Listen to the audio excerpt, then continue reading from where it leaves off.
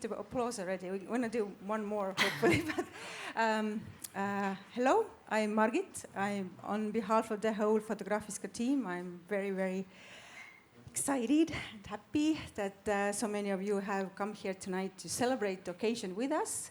That we have the honor to host one of the coolest, bravest, influential artists of the world, whose aim for the better world has inspired us and is a big inspiration for us all the time, and whose art has united and provoked so many people around the globe. So, Shepard Fairey.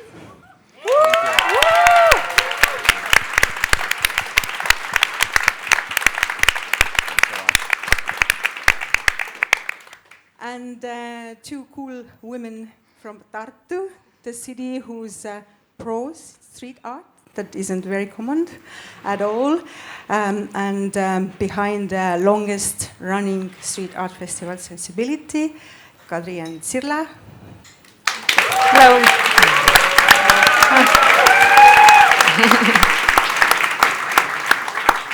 So we leave the stage for you to open up the world of Shepard Fairey. Thank you.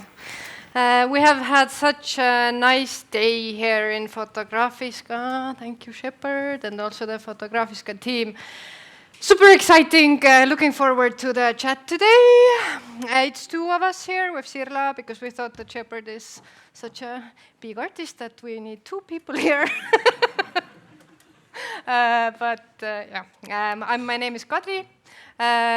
Together with Sirla, we organized street art festival Stencibility in Tartu, and Stencibility is 15 years old this year, so we're celebrating a birthday year.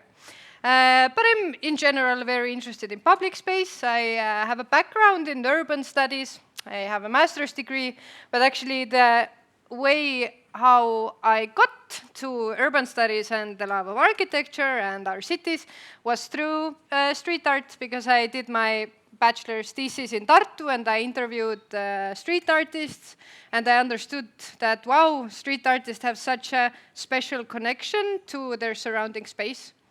Now 10 years have passed and I'm very happy to sit here with you today. Hello from me as well. I'm Sirla, head of Stencibility Street Art Festival.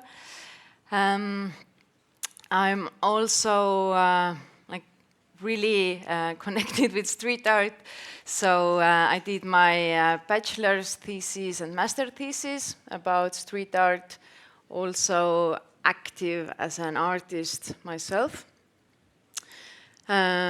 Stencibility is 15 years old, and I'm really happy about what we have established during this time. So I can say that it's a get-together event for not only Estonian street artists, but street artists from Finland, Estonia, Latvia, Lithuania. So it's the longest running festival in this area, and it's happening in Tartu. But enough about me. We have Shepard Fairey here. Wow. I actually didn't think that I will meet you in person, because you've been such a big influence for the whole street art culture worldwide. And but you're not only an artist, you're also activist, a graphic designer, entrepreneur.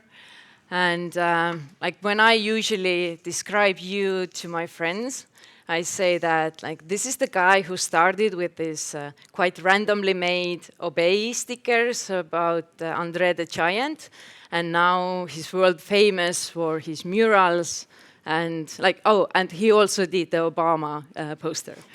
And but how do you usually describe yourself? Just artist and activist. I think that I'm often described as a street artist because I have used the street as a primary medium for so many years, but that was really driven by my philosophy that art shouldn't just be in elite precious spaces like galleries and museums. So I wanted to bring my art to the public. I wanted the art to be accessible and more democratic, and I still do. But rather than fall into this, what I think is a sort of unhealthy binary approach that many people have, if you're a street artist, you're not allowed to do stuff in the gallery. If you're a gallery artist, then why even mess with the street where the poor peasants are? I believe that art should be as many places as possible because it's valuable culturally, therapeutically, both for the artists, the creators, and for the audience. So anywhere where art can live is important. So for me, the street was a really logical place to get my start because I loved the outlaw renegade spirit of it. I've always been mischievous and not asking for permission and enjoying running from the police. They've caught up with me a few times, but the running is always fun. The getting caught is less fun. That's just part of who I am. I grew up first skateboarding and listening to punk rock and then hip hop, and these are all creative, rebellious, do-it-yourself cultures in the 80s and the 90s. But I feel like the other aspect of the street is there's no bureaucracy to someone to say you can or can't put that imagery. If you're willing to take the risk, you can create and put up whatever you believe in. And there are few other places that work like that. I've painted a lot of large-scale murals, and even with how much I've accomplished in my career, there's usually a lot of back and forth about what is going to work for that community space, what the building owner is okay with, what maybe the people that deal with city planning think is okay. You're involved in that, right? The city planning side. I'm a cultural organizer. Yeah. But yeah. Yeah. I hope that cultural organizer is kind of a euphemism for I try to push stuff through that wouldn't get through otherwise, maybe sometimes anyway. I've found that a lot. I find allies within organizations, within the bureaucracy, and frequently they're really excited to have the opportunity to push something forward that wouldn't happen otherwise. And when people say like, man, I'm against the system, there's a lot of people in the system that might help you out. And so make the system better. I know this is a very, very meandering answer to your question. But, That's a long You covered description. all the topics. yeah. We're all out of questions now.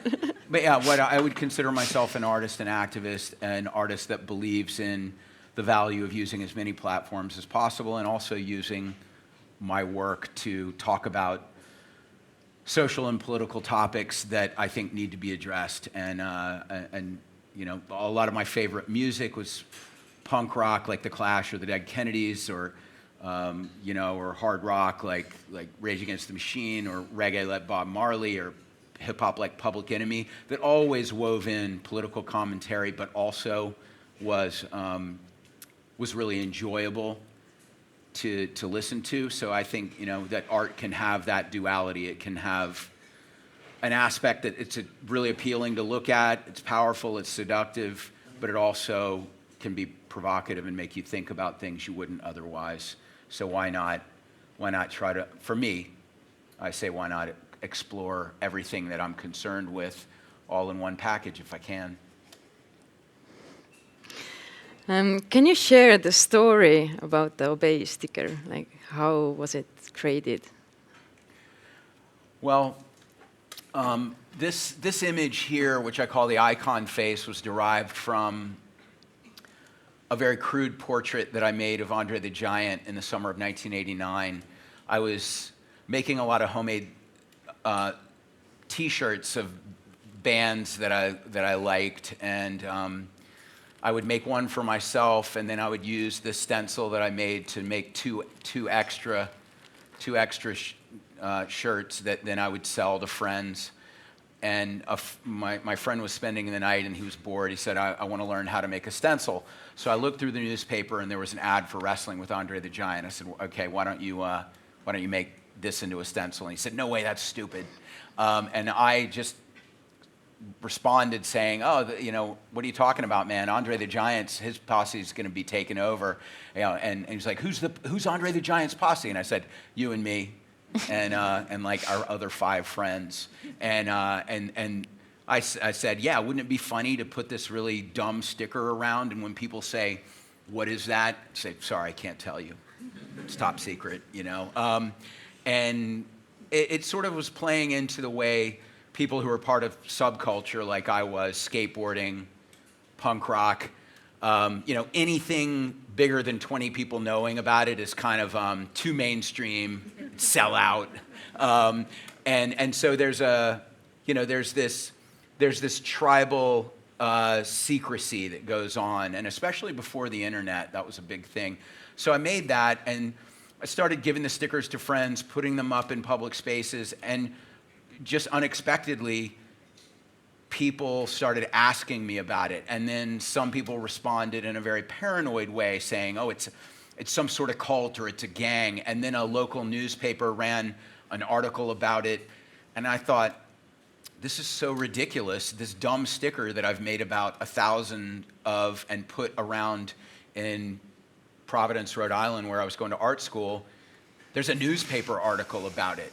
And then that made me think about the control of public space and how it didn't take much to disrupt people's sense of normalcy in public space, and how so few people have a meaningful way to express themselves in public space that they pay taxes for and that they own a little fragment of. It's mostly controlled by the government signage and corporate advertising and corporate signage. And I thought, as a punk rocker who liked to shake things up a little bit, like, I'm going to do, if 1,000 stickers gets this much attention, I'm going to make 100,000 stickers. And so I kind of set out on a mission, and then I made a big blow up of the image and put it over the mayor's face on a billboard, and it just kept going. But eventually I said to myself, yeah, this is fun. I had discovered Heidegger, the German philosopher who had a thing called the theory of phenomenology, which he described as the process of letting things manifest themselves because people have become numb to their surroundings and they need novel experiences to reawaken a sense of wonder. And I thought, I accidentally made something that's part of this concept of phenomenology, and it's an experiment in phenomenology. But as I wanted to move the project in a slightly more serious direction, because I was very interested in the concepts of Warhol Warhol. I am interested in Orwell from 1984, and other dystopian writers, Bradbury's Fahrenheit 451 about burning books and limiting information. I started to think about people just accepting things at face value and how I could make an image that was going to make them ask questions. So transforming what I'd done originally with the Andre the Giant sticker into something a little bit more iconic, and that became that image. And then I started to use the word obey beneath it, inspired by a film called They Live. But the film They Live, it's people should watch it, but it's Roddy Piper, who's a former pro wrestler, like a strange connection to Andre the Giant because they knew each other, who's discovered these glasses that allow him to see that half the people on planet Earth are aliens, and they're all the authoritarians, the police, the lawyers, the rich people. And when you also when you have the glasses on, you can see that the advertisements, instead of saying things like take a vacation in Tahiti, say things like consume, marry and reproduce, sleep, watch television, and obey. But the obey really stood out for me. In fact, when I saw the film and he puts the glasses on and it pans to the ad and it switches to obey, it knocked the wind out of me, because it made me really think about how much we fall in line, conform, and follow the path of least resistance based on written and unwritten laws, social conventions, what we think people are going to think of us. And a lot of times it's an unconscious submission to things we don't necessarily agree with. But when you have to answer the question, will I obey this, or or do I agree with this, in a conscious way, it's quite powerful. It's a different way of thinking and analyzing and moving forward. So including that word in my work, I thought was, taking obedience out of the ether and turning it into a concrete block that hits you in the head. And so there you go. Because another interesting thing about the sticker or the symbol itself is that it has become like a meme template as well. Mm-hmm. So when we were organizing a sticker exhibition with Stencibility, then we received stickers from artists around the world, all over the world, and we got so many different variations of this obey sticker that it was literally like hundreds of stickers based on the same symbol.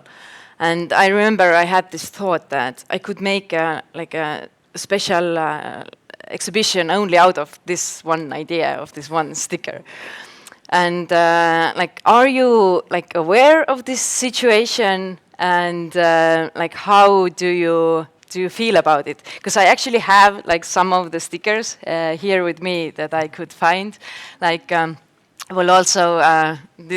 These are too small to see for the audience, but this one has a text like, "This dumpster has a posse," or "Putfarken has a posse and a parasite." Oh, yeah. So these are the different versions. And as I said, we received hundreds of different versions from different artists around the world. That's an owl. With Owly. Owly. Yeah. I love these.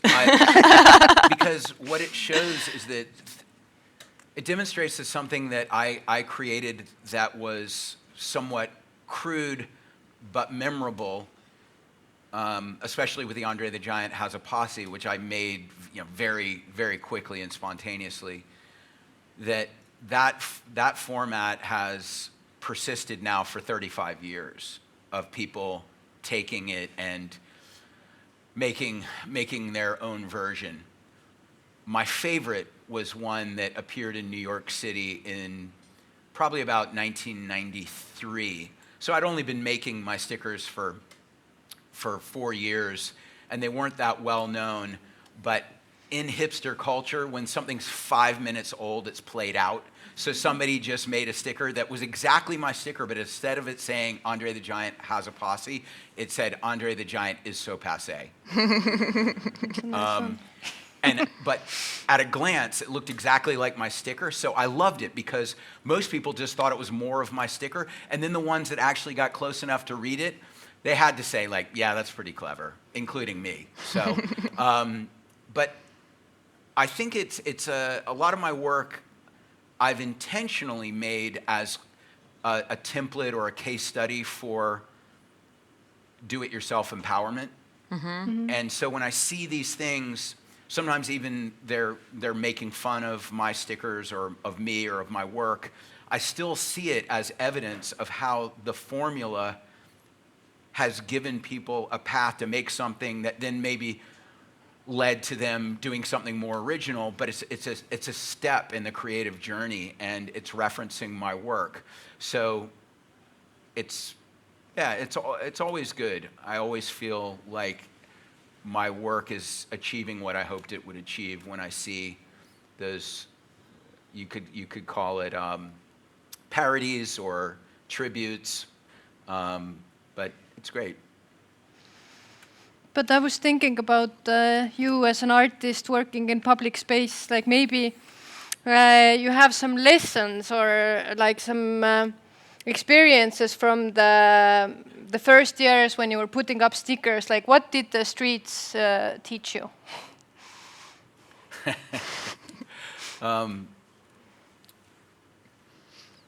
Well, the street,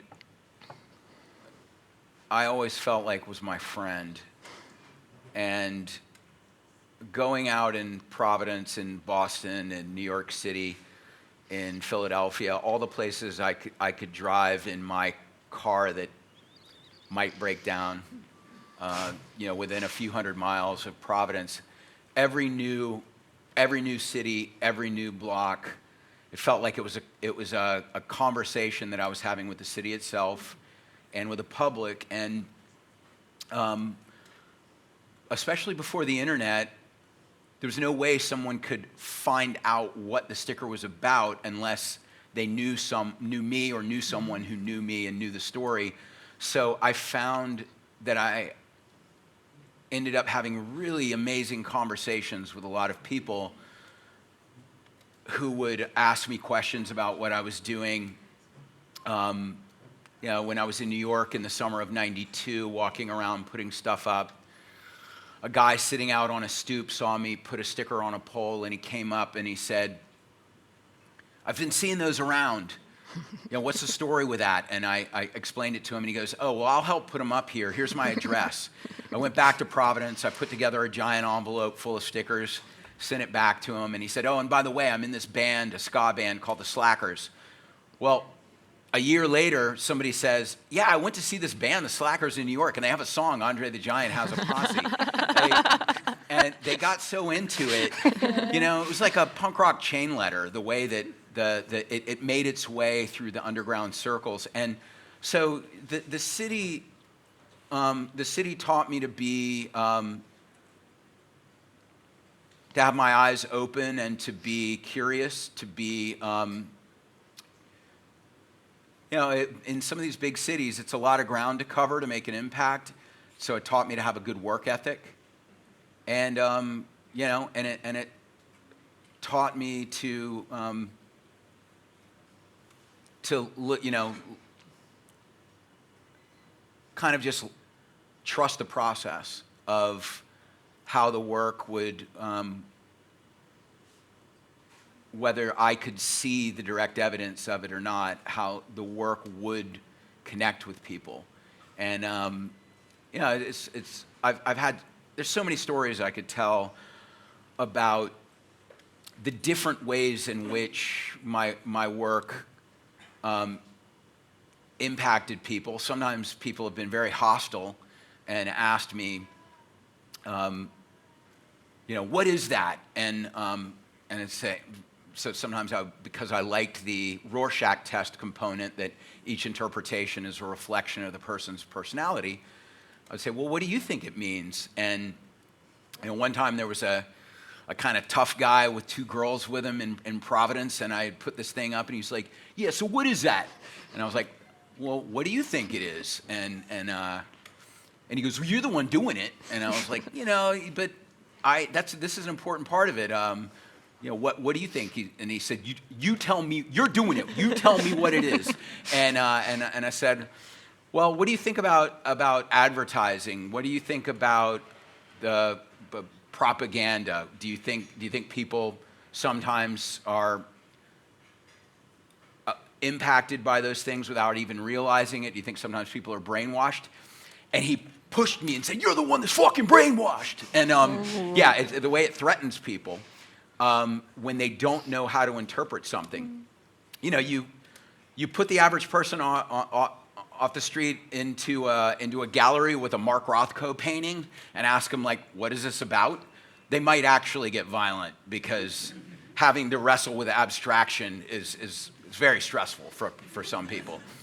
But on the other hand, there are a lot of people who maybe didn't notice it at first, and then a friend pointed it out, and then they started to ask questions, and you'd see them evolve. I remember having a conversation with a guy in New York once in the mid '90s when I was probably at my peak of putting stuff up in New York, and we're at a party, I think, like in line at the Keg to get a beer, and he was like, "Yeah, so what do you do?" Nice enough guy. I said, "Oh, I'm an artist," and he's like, "Oh, what does your stuff look like?" I'm like, it's kind of hard to describe, but oh, I have one of my stickers right here. Showed him the sticker, and he goes, "Oh, that's kind of strange. I don't get it, but yeah, I've never seen it, but I'll look out for it." Then just a month later, I just happened to run into that guy at another party, and he was friends with some mutual friends, and he goes, "Man, you've been going crazy in New York. That sticker is everywhere. The last month," and I was like, "Well, it was there the whole time for the last few years. You just hadn't been primed yet to notice it." And so, yeah, the streets have taught me to communicate in a lot of different ways, pay attention. But just for context, like you have been like you are amazingly productive, and maybe you can just like share with the audience, like volume wise, like for how many years you went out, like I don't know, every night and put up stuff. Like, can you paint us a picture of how crazy you were and to how many cities around the world you have been to? Because you are quite. That's that's quite crazy. Obsessive, I think, is the word. But, Maybe this is the word I was looking for. Well, I, just to share a little bit about my personality and my insecurities, I didn't think I should have gotten into the art school I got into. I didn't think I was good enough. I never thought I would have a fine art career. I always thought I would be kind of an anonymous loser. And yet street art, in a vast world that can feel, really make you feel really small as an individual, was my way of fighting against my feelings of powerlessness, my feelings of mediocrity. And so my insecurity was a strong driver. It still is. But I just, every time I printed another sheet of stickers, I was like, I could take a breath and say, these are going to end up out there in the world somewhere. This is my little sliver of the world that I'm going to be able to claim. And it's, there's kind of a primitive territorial thing, but I try to channel those feelings in a more constructive, more healthy way. When people feel powerless, they often behave very, very badly. And so when people are saying, oh, graffiti, street art, that's done by horrible vandals, I say, take that outlet away from them and see what you get. Mm-hmm. Yeah. So I know firsthand that doing street art was also because I was very poor and I would have things happen like, I couldn't afford to renew my registration on my car, and then my car would get impounded, and then I'd have to borrow money from friends to get my car out of the impound. Street art was always like, it felt like fighting back against like a world that just wanted to crush me. Mm-hmm. And so I had a lot of anger also. Mm-hmm. But yeah, I've done stuff. There was a period of time from when I started in '89 until probably about 2005, a good 15, 16 years, where I went out bombing, several times a week and traveled all over the world and did. At one point, Futura, who is a hero of mine, we were in Hong Kong in 2000, the year 2000. And I had been sort of on a blitz I'd been to Tokyo, to London, doing stuff all over the US. Recently, I was in Hong Kong doing a lot. Futura took me and my wife out there. It was my girlfriend at the time, now my wife, out to dinner and said, Shep, I got to just tell you, you're the most up globally right now. And I couldn't believe it because I just thought, there's so many people out there doing a lot of work.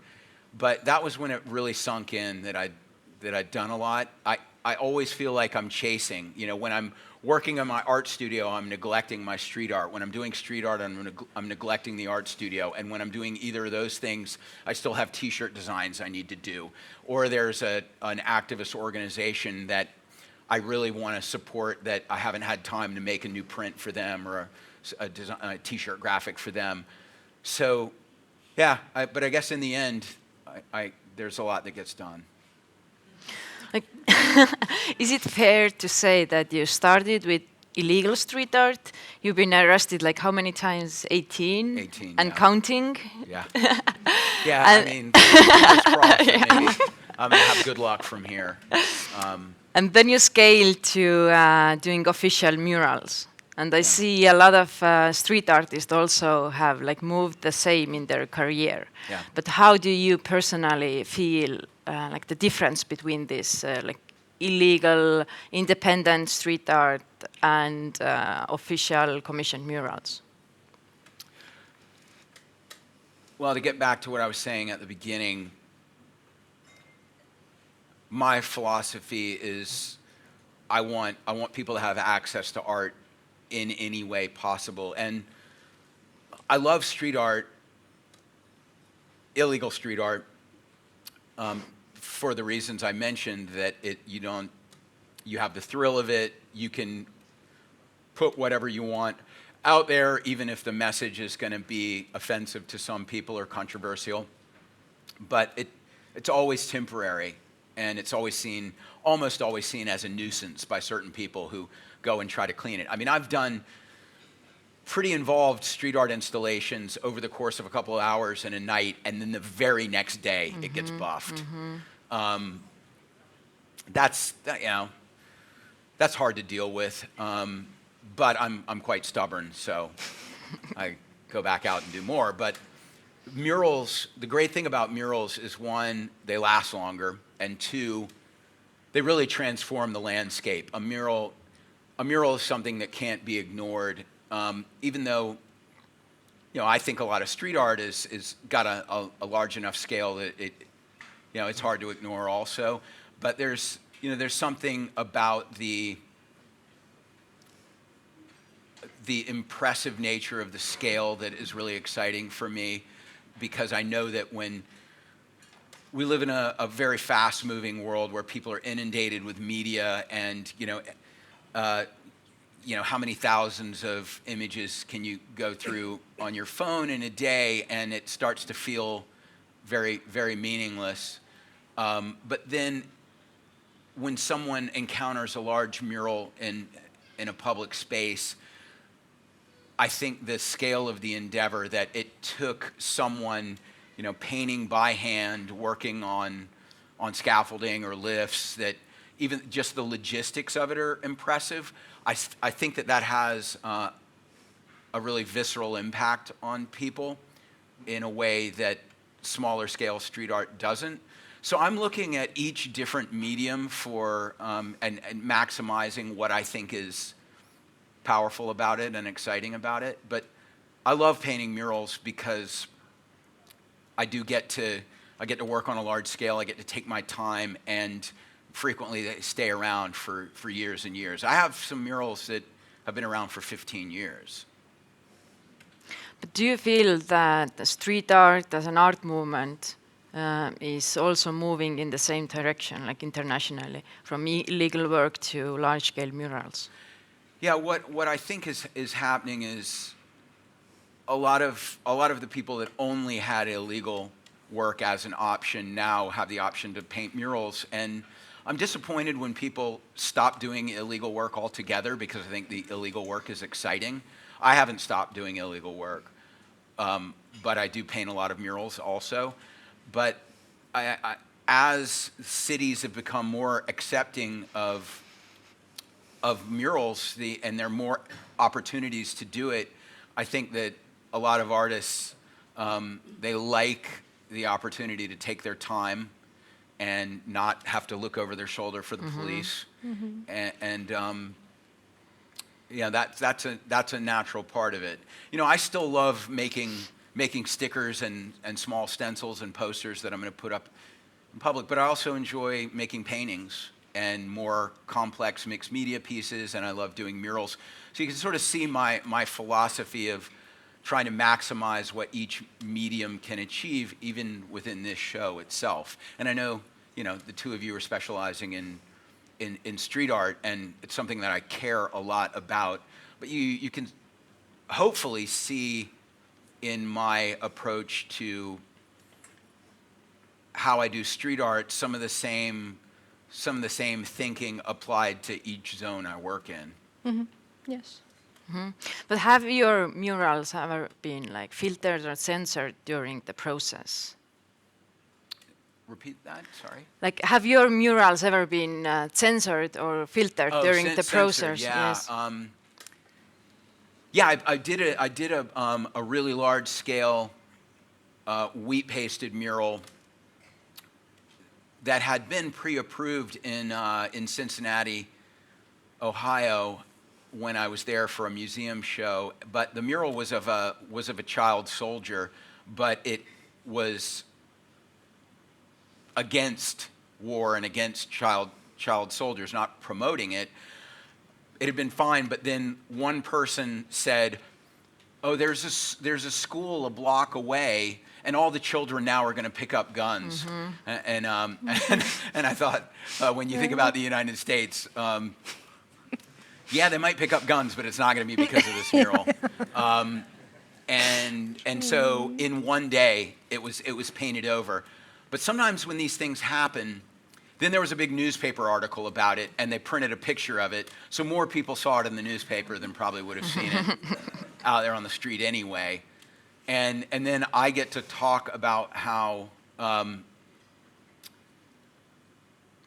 most people who attacked my work attacked it because they said it was vandalism and it was illegal, but I just did a legal piece, and that was attacked also. So really, I think it's that sometimes the ideas make people uncomfortable, but they try to find a convenient excuse and say it's vandalism, it's going to bring the property value down in the neighborhood. And, you know, it's fascinating to see how people try to justify their fears. But, you know, a lot of times when I'm doing a big mural, I need to have the work approved ahead of time. So what I do is I start with a comp that's my most ambitious idea, and then if that's rejected, I come up with another idea I'm still happy with until I find a compromise. Occasionally, I've just had to say, all right, we're not going to be able to agree on anything, so I'm not going to do the project. But usually, almost always, I find a way to do something that I want. But, you know, for example, in 2012, when the Olympics were going to be in London, there was a huge wall near the city center airport that, you know, could be seen by traffic and even by planes. And my original submission was two Rolls Royces, one that was not on fire and one that was on fire, and the one not on fire says Empire and the other one says Nowhere. And you know, it's quite an iconic British car, and it was about the Empire mentality, about, you know, gas guzzling, and how, you know, that was not going to be a philosophy that should carry us into the future. And they immediately said, nope, it's not going to be that mural. And so then I did a megaphone that was promoting free speech, and that was a you know, kind of funny nod to the censorship. But they approved that. They were like, yeah, we love free speech, without recognizing the irony at all. So, but anyway, it's still there. It's still over in East London. I think for many artists, it's very difficult to juggle between like those more maybe commercial projects and then your own like passion projects, because commercial projects bring you in finance and passion projects usually come from your own bucket. No. Pocket. But it seems that you have been really smart about it, and you have like a very good, it seems, a very good system of keeping those two worlds in balance. Would you like to maybe share with us, like, what's your system? How do you balance those two worlds? And is there a conflict or between those two worlds, or maybe not at all? Oh, I think that anyone that's operating within capitalism that recognizes the brutality of the system and how it rewards power and greed when it shouldn't, must feel some conflict. I mean, if you have any conscience at all and your eyes are open, there's no way to operate within capitalism without a sense of conflict. Now, that being said, I've tried to find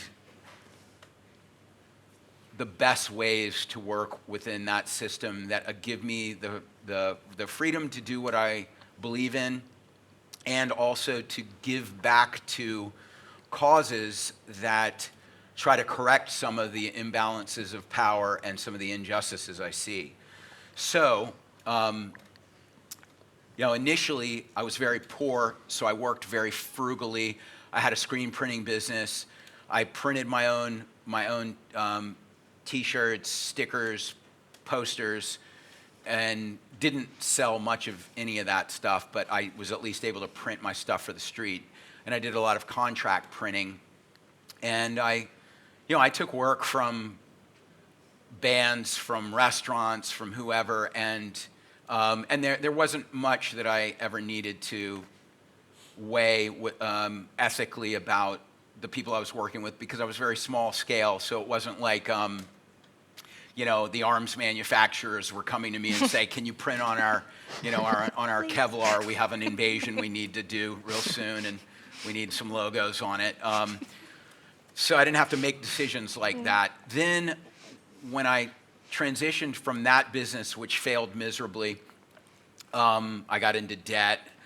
I moved to California and I started working as a graphic designer while still doing my own prints and some of my own clothing stuff. But I had to do that nights and weekends. I worked as a graphic designer during the day. And I was doing stuff mostly for record labels and clothing companies, skateboard companies. So I didn't have much ethical conflict with that. But as my work started to become more popular, then I had, for example, Camel cigarettes approached me. And I don't care if people smoke. If I love them, I might say, "Hey, I want you as a friend for as long as possible. So maybe you should chill on that." But I'm not gonna lecture people about it. But I didn't want to use my art to sell cigarettes. They offer a lot of money. But finding a Hummer, who make military vehicles, and it's like 3 miles to a gallon of gas.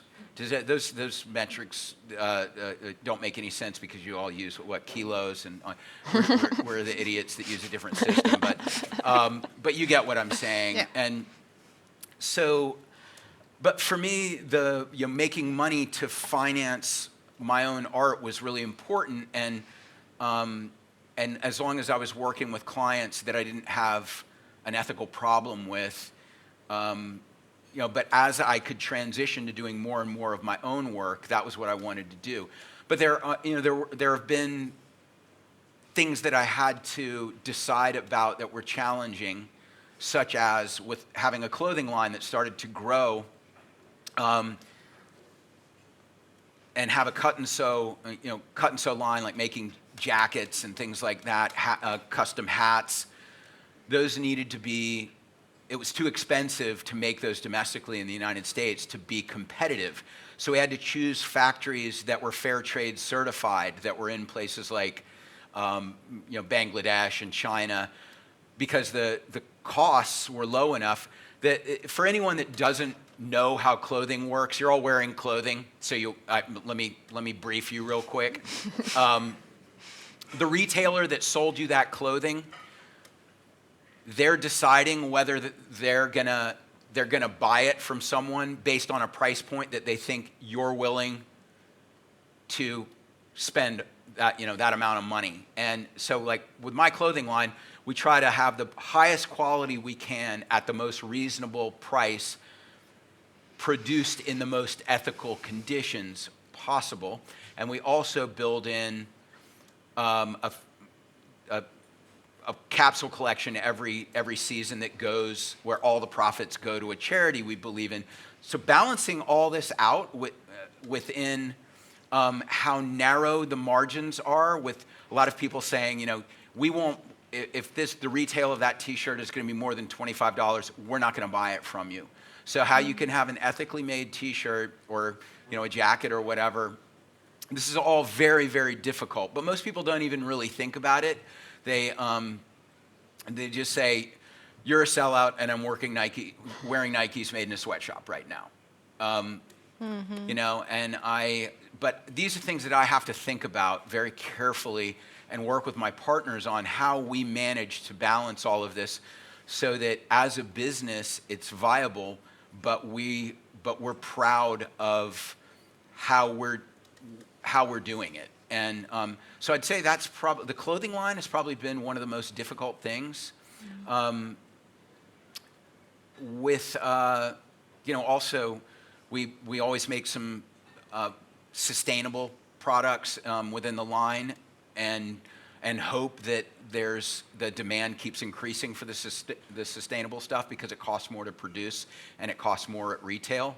But you do everything you can within these very difficult constraints that are constraints created by a largely often ignorant consumer who wants things at a very low price without considering what kind of labor sources can make things at a very low price.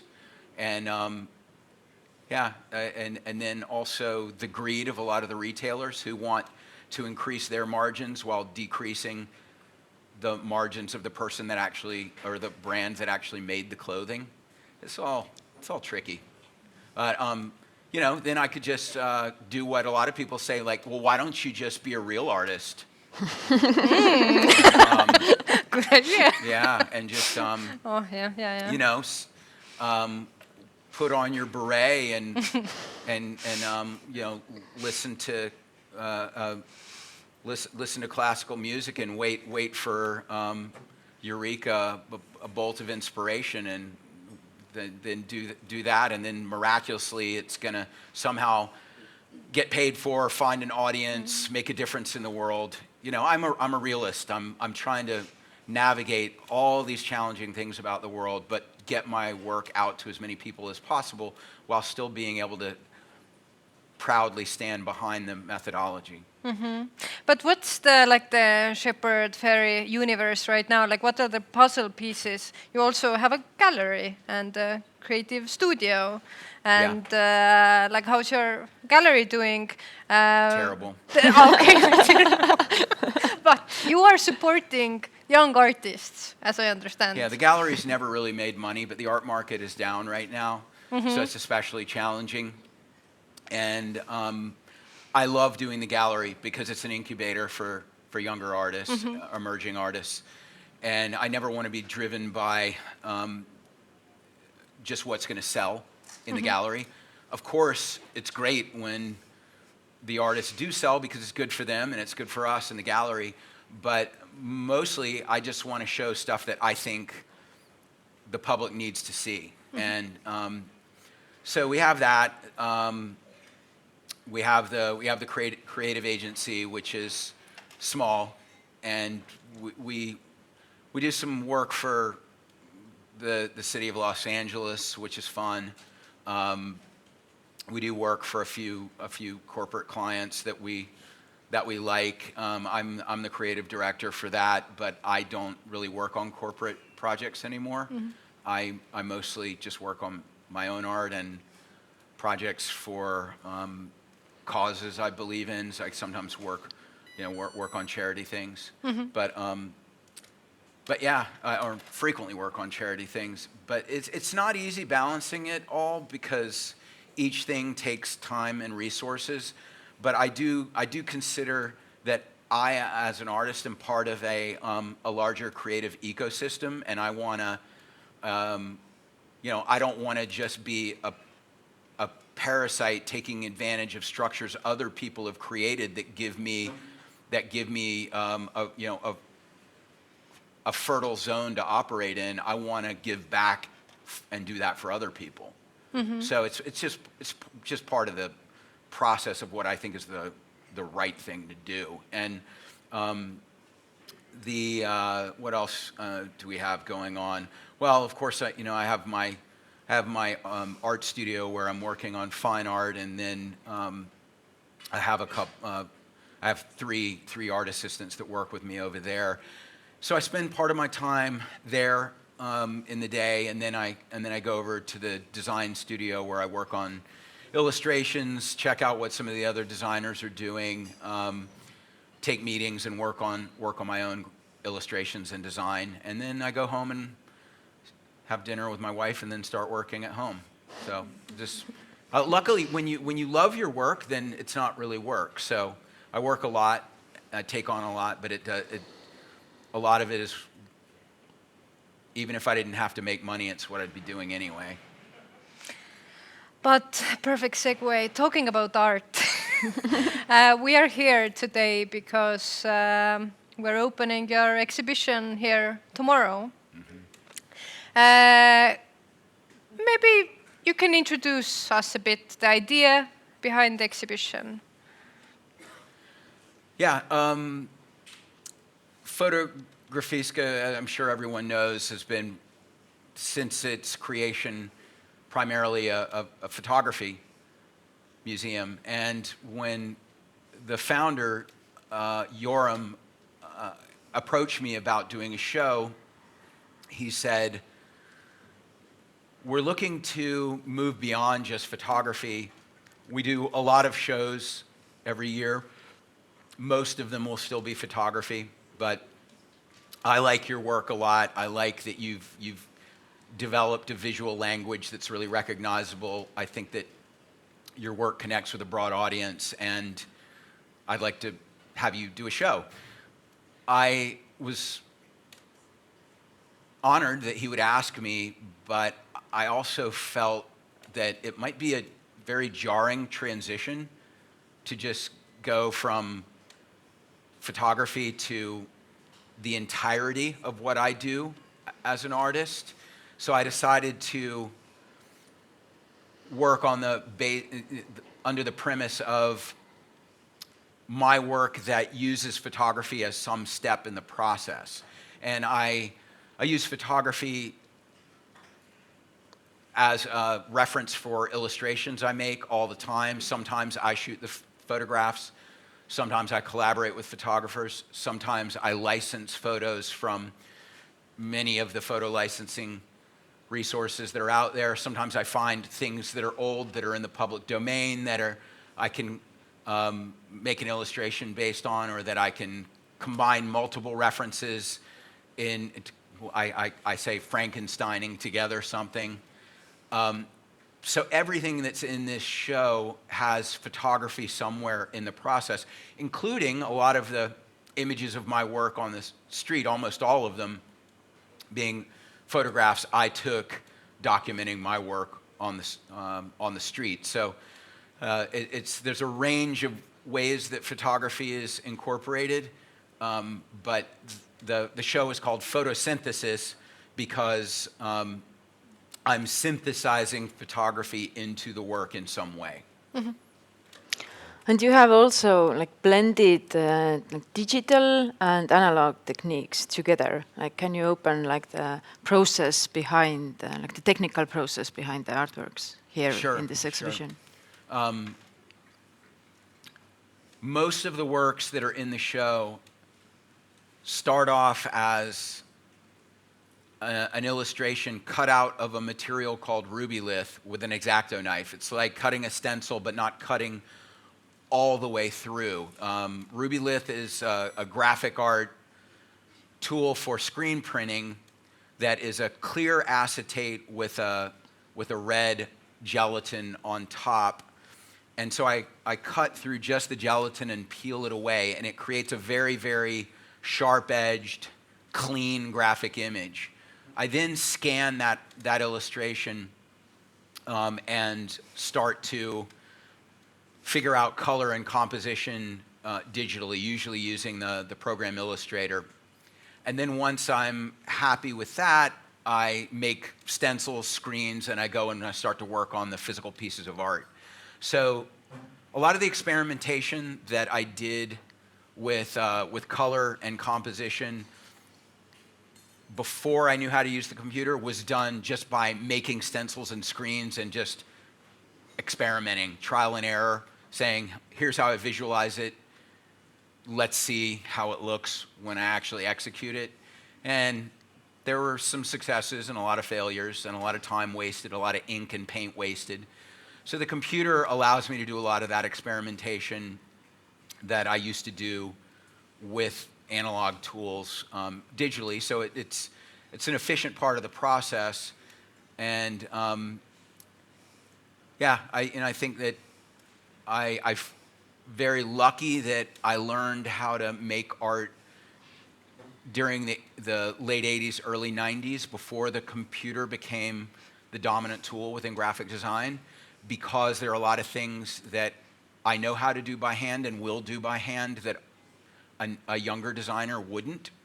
But I also really appreciate how the computer accelerates a lot of the processes to come to what I think is a great digital sketch that's pretty resolved, that still leaves me a lot of latitude for improvisation and experimentation when I start the physical painting, but I'm closer to the result I want at that point.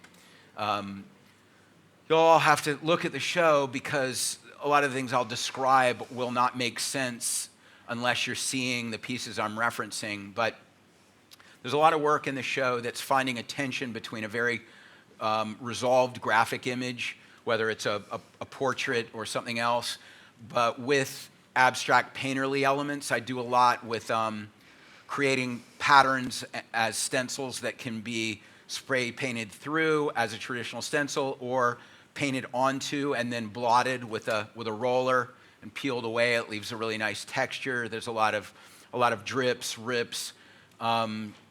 This is something that I love about getting in the studio and just getting my hands dirty.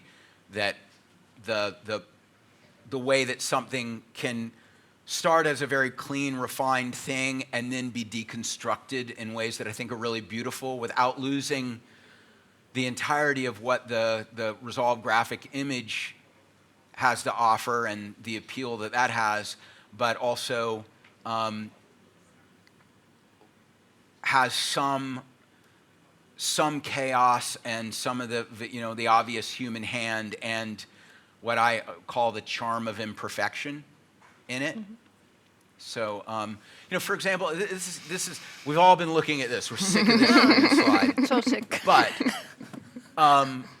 for example, this icon face that is a very stylized, and I actually drew that. I cut that out of rubylith by hand, one half of it, and then just flipped it over and did it again and cleaned it up with ink. This wasn't created on the computer, but that's based on a grainy sticker of Andre the Giant that was originally half Xerox, half stencil, that was based on a photo of Andre the Giant that was in the newspaper that was already degraded. So my point is, the way something goes from a photograph to something like that in just a few steps, and there's a connection there, but it's taken on a completely different life. Texturally, having a very resolved graphic image that goes up on the street that lives in a chaotic or urban environment, the graphic power and the cleanliness of that is important because it needs to stand out from the chaos, but the chaos is part of the composition. When I take that and I put it on a white wall of a gallery, it feels incredibly sterile and boring. It feels alive when it's on the street because it's interacting with the life, the textures of the street. So for a little while, I just articulated it pretty well, but it took me a while to figure it out. I was a dumbass for a while about this principle. I started to make screen prints that were cleaner and cleaner and cleaner, and then finally I was just like, damn, I hate my screen prints now. They're so sterile and boring.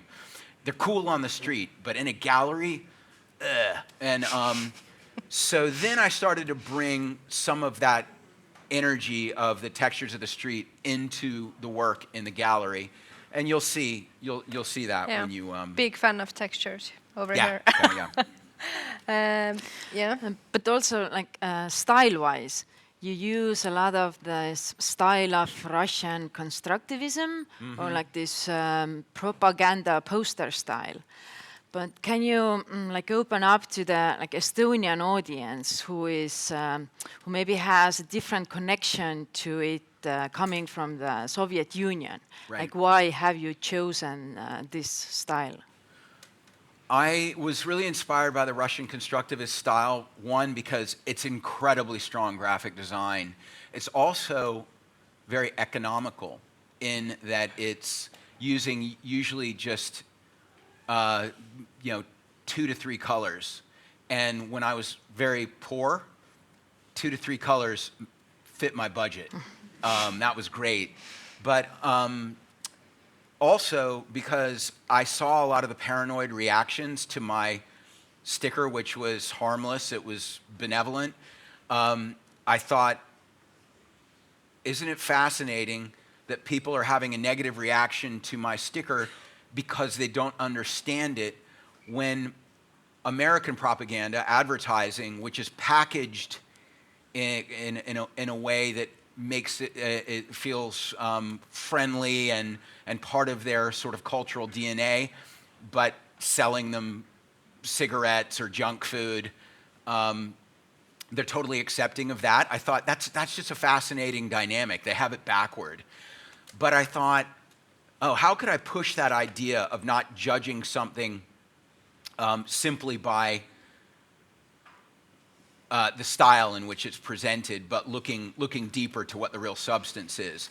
So I thought, oh, if I make my art with Russian constructivist style that feels like Cold War propaganda that every American had been conditioned to fear, that's going to be very antagonistic to a lot of people. But then when they say, like, why would you do this? I'd say, oh, well, this is totally harmless.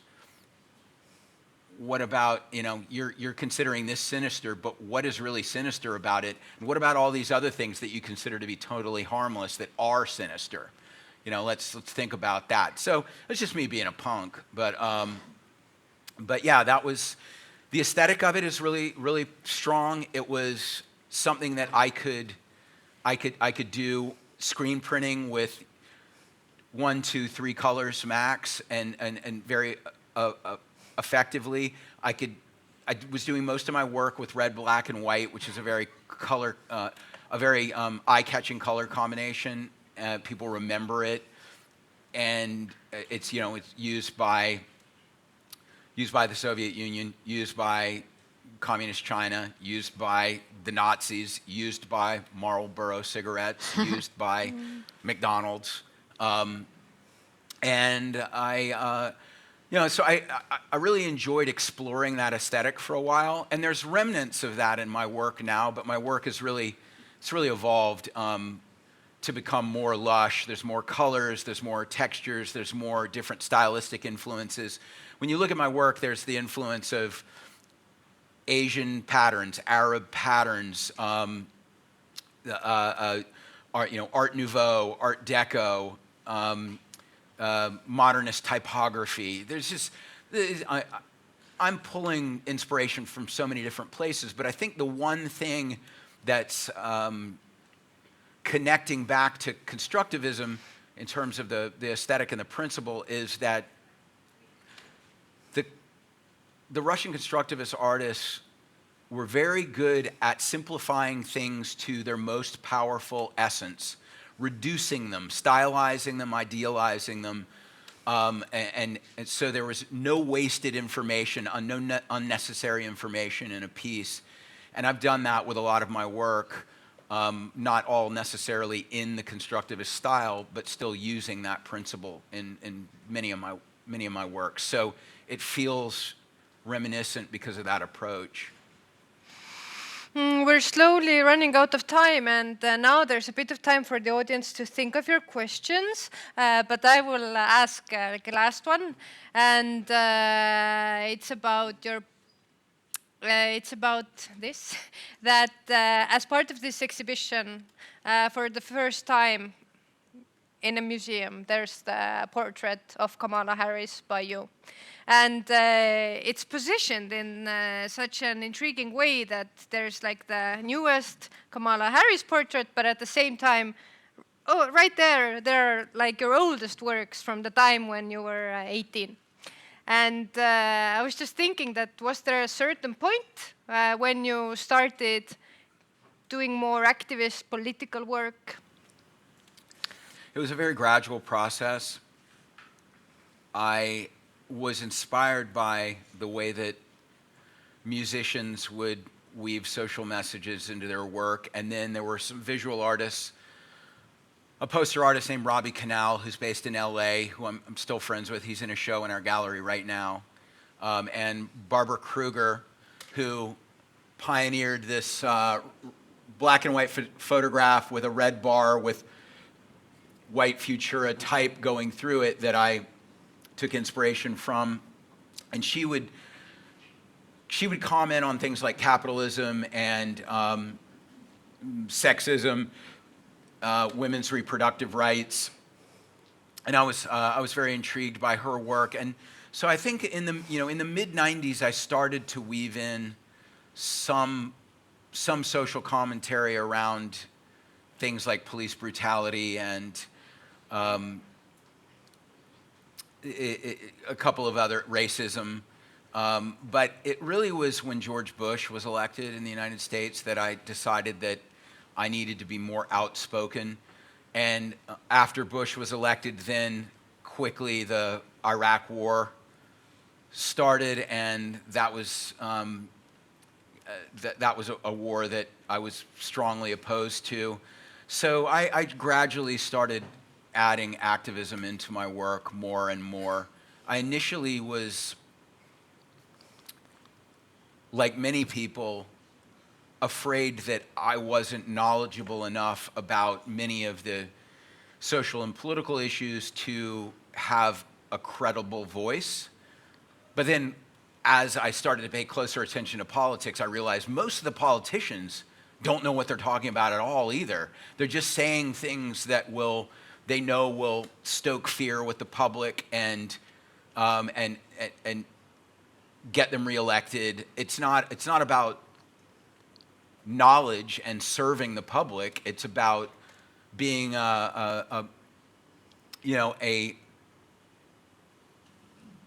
communicator in a very specific, manipulative way. And I realized, as someone not involved directly in politics, running for political office or working in government, I can actually speak my mind more freely, and I should, and everyone should get engaged, pay attention to politics, and keep the leadership a little more honest by knowing what's going on. Mm-hmm.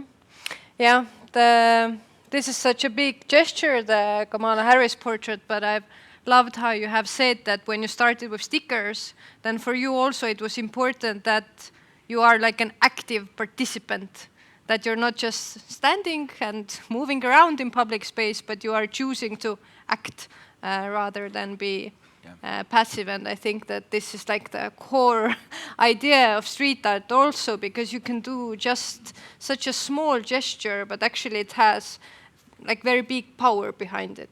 Yeah, I completely agree. And my approach is always to try to make what I think is the right decision in that moment. And sometimes, things take a strange turn, and I'm glad to say, well, I didn't see that. I didn't see that coming, but now I've shifted my position. But I'm trying to be, very, very direct and honest about why I make the decisions I make with my art and the things I support. And I also have to emphasize that whether I'm making a poster for Barack Obama or Kamala Harris or anything else that's dealing with sort of big picture issues, topics that are there's no way a politician can please everyone, or even most likely are going to do things that I agree with always. But it's looking at who will present the opportunity for the most ideal path forward, though it will be far from perfect. But what I'm very, very tired of is people just ranting on their Instagram about how, this person's corrupt, that person's corrupt, but they don't actually get involved in trying to support the people who are going to make things a little better, and it's an incremental process that requires participation. Mm-hmm. So, acting like you're above the imperfection of politics by not participating, you're actually making the imperfection of politics worse by not participating. Yeah. Yeah, we would like to... Was that a voice of dissent? Being an active participant. Yeah. We would like to give the audience a chance to ask. But first of all, thank you for the discussion. Yeah, but I can already see a hand. We have a microphone. It's coming towards you. Please speak into the microphone. So following your thread, something happens next Tuesday in America that we're somewhat worried about. So if capitalism represented a system of authority and a request for obedience, that obedience was always optional. You didn't have to just do it. You didn't have to just got milk. You didn't have to get your kicks on Route 66. You could or you couldn't. The other side, Trump, represents something different that could be a lot less optional in a lot of different areas. How might that change, if the worst comes to pass, affect your work? Okay, yeah. Well, one, the whole idea of freedom is something I'm fascinated by, because it's yes, there's freedom in certain senses. It's more limited than maybe it should be, and then there are a lot of things that taxes. You're going to have to pay taxes. So you can decide who you're going to vote for and how that tax money is going to be spent, but you're going to be paying those taxes. And if you're like, no, I'm hiding from the IRS, every time you went to a store and bought something and there's sales tax on it, you're paying taxes then anyway. But yes, the country right now has a decent balance between people having some freedoms and there being some systems in place that try to create a sort of social safety net. Trump doesn't care about the greater good at all. He just wants to be a dictator, an autocrat. Sure. This is incredibly dangerous that there's even a chance he could be elected again, because he learned from his mistakes that he made in his first term that he can allow people who are civil servants to remain in place. They will be purged and replaced with loyalists. And for this place having been part of the Soviet Union, maybe people can remember how different it was and maybe how repressive it was. I am shocked that it's even a possibility. How would my work change? I don't know if this is true, but a lot of people have said, you're going to be a target. It might be true. I live in California, though. So, maybe we're going to build the wall, but just walling in California. But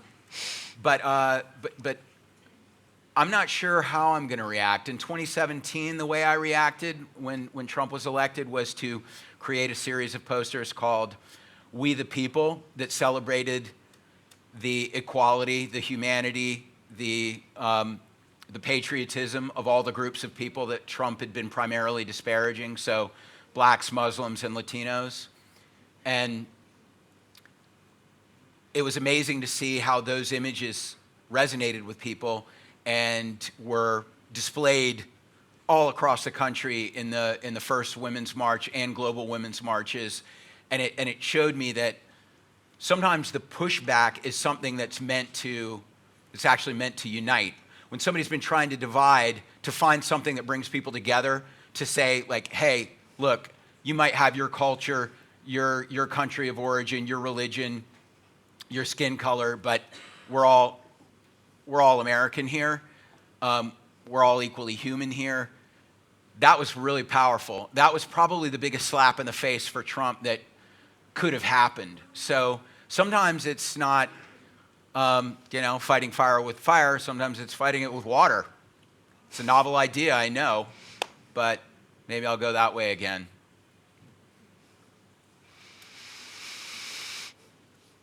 We can see one hand. Yeah, the mic is coming.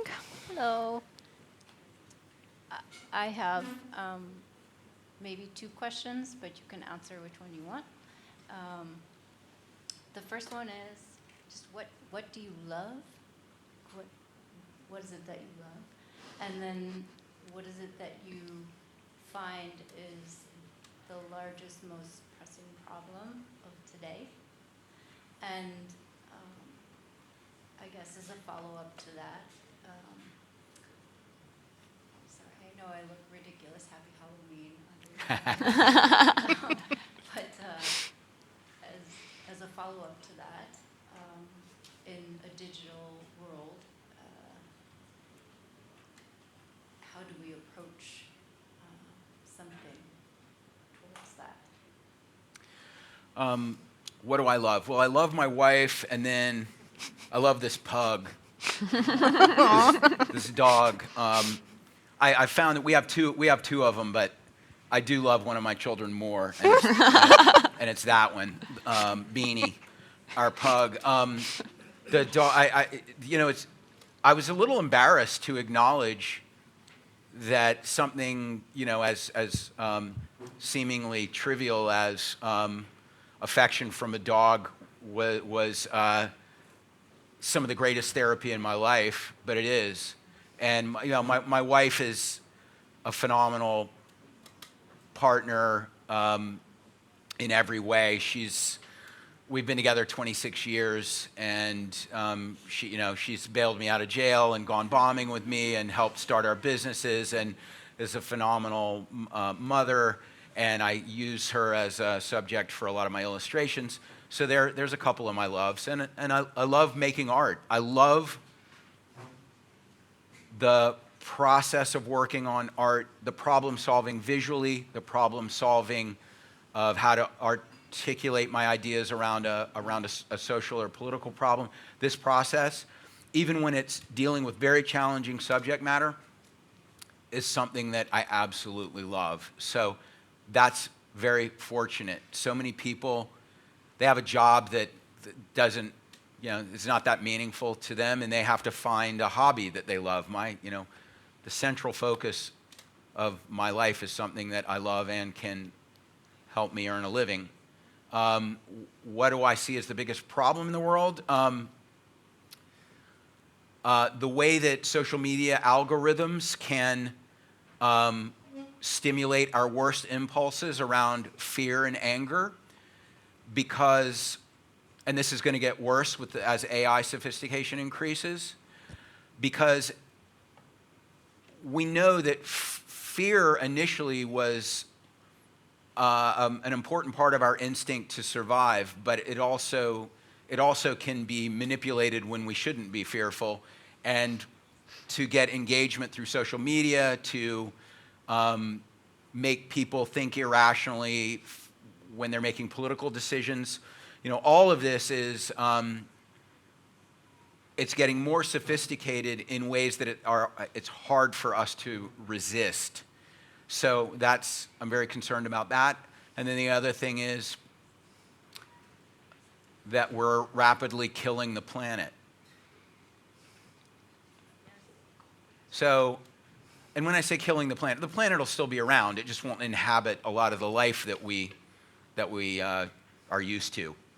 So, you know, I think that's an issue. I think that's quite a big issue. And our short-sighted, selfish nature, the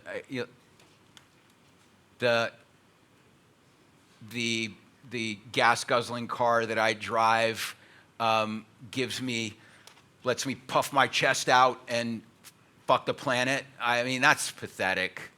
I just don't even. I didn't even know how to contend with that, but it's so pervasive that it makes me feel very depressed and disillusioned a lot. So, woo. Woohoo! Yep. Can we see any other hands? Street artist Hello. of Tartu also. Come on. Already got the mic. Yeah. On the scale on which you operate, you must have got the attention of, let's say, CIA and other like power structures that maybe even independent of the two-party system and stuff. Have you been approached or like tried to be made up, psyop yourself, or like is something there? Or have you're from California, like have you maybe been invited to some weird Eyes Wide Shut parties or something? Like Yeah, it's funny, when I moved to California, the two things that from South Carolina, from the South, is pretty conservative and a little narrow-minded. The things that people said was I was going to get killed in a drive-by shooting, or I would end up with AIDS that I got at a cocaine-fueled orgy. I haven't gotten AIDS yet. That's a joke. That means like I've done a lot of orgies. I haven't done that either, but or cocaine. So no. So no Eyes Wide Shut parties. No parties with P. Diddy when I was in New York. Damn. With a jar of Vaseline to every guest or whatever. But I have had some interesting experiences with some very wealthy people. Elon Musk took me and my wife on a test drive in his personal Tesla in 2013. He invited us to SpaceX and gave us a tour, and then said, "Oh, you want to go drive in my Tesla?" And we did it, and it was an absolutely amazing car. And then 2 weeks later, we had a Tesla, and now I can't stand Elon Musk. I think he's like one of the most destructive people on the planet. But I just try to be open-minded to experiencing people from every segment of society, and and then actually have a point of view based on experience. But no, I haven't been seduced by the Illuminati yet. Does that sort of answer your question? have you been approached? Yeah. No. I did get it. Well, yeah, maybe I did. I got invited to this thing called the Amazon Campfire by Jeff Bezos. So it's weird that I've met the two richest guys in the world. And somehow none of that money ended up back with me. But I thought my charm would just by osmosis just be in my bloodstream. But and that was a group of filmmakers, writers, nano scientists, climate scientists, mountain climbers. It really was kind of like the most prominent people in a ton of different fields, and I felt like an absolute imposter being there.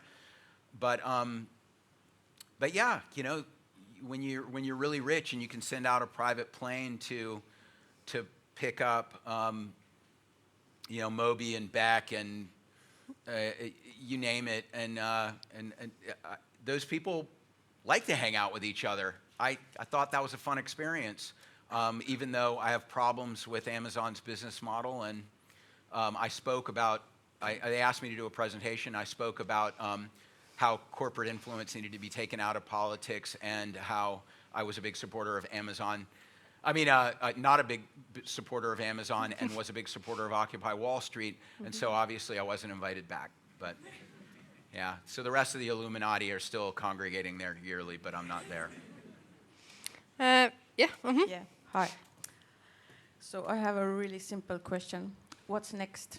What is the big dream, secret dream you have in your art career, like the top goal? Well, I'm always wanting to do new and more exciting things, but in a weird way, because I've achieved so much more than I ever thought I would, I feel a little bit selfish saying like, okay, so I've done all this, but what can the world give me next? That feels odd to me. So I really wanted to do a collaboration with David Bowie, and I didn't get to do it. He died, so that one's off the list now. Yeah, I'm doing a pretty exciting show next year with a couple of artists that I really admire, but I'm not allowed to talk about it yet. So sorry for that tease, but yeah, that's going to be happening, and I have a few cool shows and murals lined up. Every new mural project, every new art show is an exciting challenge. But yeah, I think the main thing is to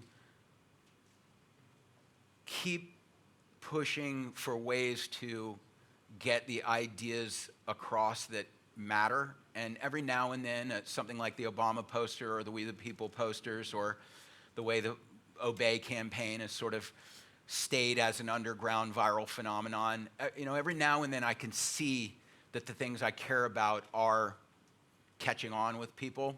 And that's very, very exciting. It's very rewarding. It's very meaningful. And so I'm always just trying to push, and it, you know, but I never know exactly what's going to connect, and you know, that's part of where the excitement is to just keep trying.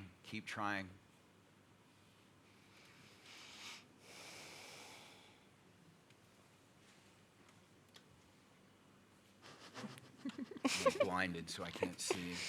Is that it? No, yeah. first row. Woo! That's Yeah, so you're like super busy. Know how big is your team and how much people are involved there and what are the roles? Okay, so the question is how big is my team, and what are everyone's roles? Well, there are 22 people on the team, so I'm not going to go through. Mm-hmm. I'm not going to go through every single one of it, but I have 3 art assistants. I have a design assistant. My wife and I share an assistant who helps to schedule things, to book flights, to set up interviews, things like that. I have Victoria, who is here with me, who helps with the overall strategy for everything, looking at what the gallery is doing, what the design agency is doing, and helping to come up with a vision for that. And she's also very good at communications and PR. So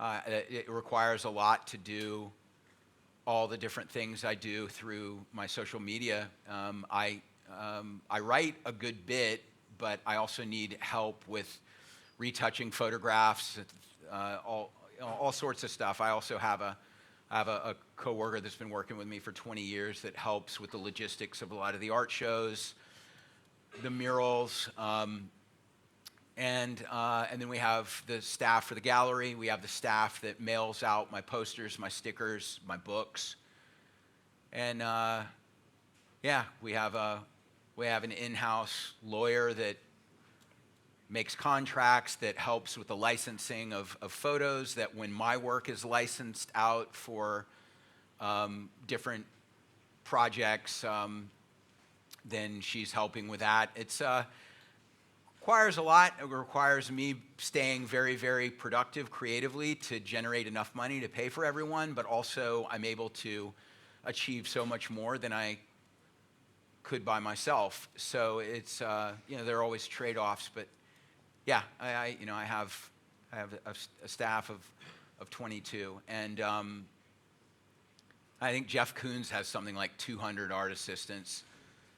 I can't imagine dealing with something like that, but this is max capacity for me where I am with the size of our company. Well, just the last one. I'm sorry, it's me again. Talking about love. But I'm actually Andre the Giant. Okay. Anyway, okay. So you created Andre the Giant Obey at a time when there wasn't the internet. Yeah. And it created a viral sensation that spread in a way you didn't anticipate. And now there's this same sort of meme phenomenon that is happening, but in this like much larger scale that almost seems unreachable and to anyone. So I'm curious, what do you think about, like, is that even would that even be possible at this time? Like, is it just oversaturated, or do you think there's still a possibility to reach people in the same level that you did? Well, there's always the trade-offs, quantity and quality. When the printing press was first invented and they, made the Gutenberg Bible, that was a pretty special bit of printed material because it was the only thing around. Then, a few thousand books later, there's a lot of competition. Look at where we are now with the number of images that can be transmitted. So people are always asking me, how do you work with the insane metabolism of culture with all this digital overload? I say, well, something has to be especially memorable when there's so much visual noise out there. And it is quite challenging. And a lot of, when you're talking about freedom earlier, how we submit to the unseen rationale of corporate algorithms, like Meta's algorithm for Instagram, you have to figure out how, if you use the word vote in your post, it's pushed further back because they don't want political content. If you talk about Gaza, it gets pushed back because they don't want that.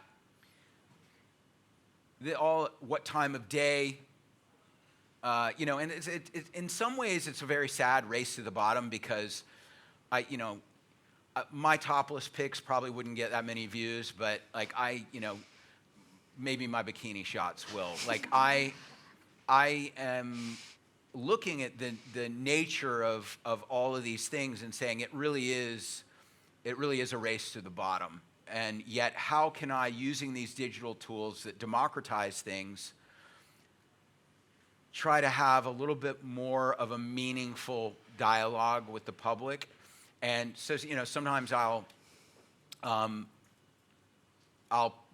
write something that I think is very well thought out. It'll accompany an image that I've worked really hard on, and it just gets nothing. And then,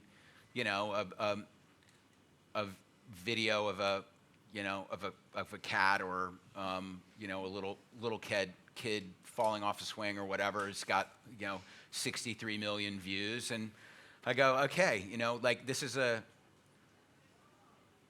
landscape I can't compete in a lot of ways, but that's okay because I'm not going to start making cat videos.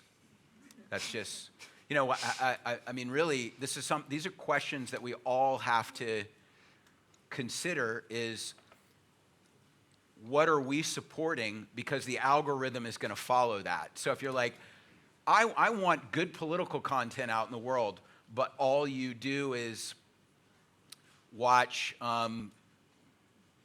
you know, sports videos and cat videos, your algorithm's not going to feed you anything meaningful politically. So, not that we should be one-dimensional and totally serious all the time, but you know, this is a balance that needs to be considered in what we consume, and that's not just what we consume media-wise, but also what we purchase. You know, all these things are sort of they're how we're shaping the value system of society, and you know, I like cool sneakers and jeans and stuff like that. But you know, I also try to say to myself, like, oh, if I'm ordering stuff because I'm lazy, I don't want to go to the store and get it on Amazon Prime every single day, then that mom and pop shop on the corner is going out of business, and Jeff Bezos is getting more powerful and deciding that it's not worth endorsing somebody for president because it might interfere with his business interests. He owns the Washington Post now. These are, you know, these are things that we all have to consider. So you know, I'm not trying to, you know, condescend or preach. It's just a lot of people they act like they're somehow independent from the way that things are degrading in many areas because of how social media and algorithms have, you know, accentuated some of our worst tendencies. We're all part of it. Ooh. So, Shepard Fairey.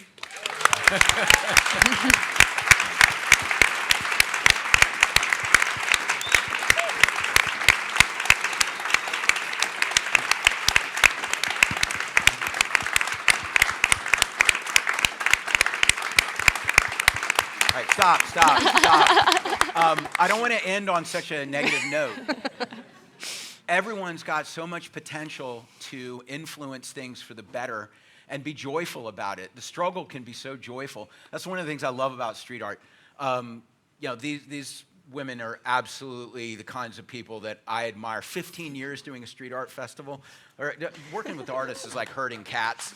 So, but there's something really rewarding in that, working with people who are strong personalities, but there's a spark there. So, you know, I'm sure you're all awesome and against the bewildered herd. If we just use our powers, we can make everything so much better. So just get out there and do it. Woo! Thank you. Thank you. So thank you, Tartu, thank you, LA, thank you everybody for joining. The exhibition is open just for you for tonight until 10 p.m. Shepard will be here in about 15 minutes where the books and posters are. If you would like to meet him there for the signage, then you're very welcome. And we're going to continue tomorrow night. We're going to throw a party to celebrate, once again, the art and the artist, and Shepard will be there. So you are welcome back tomorrow. Thank you. Thank you.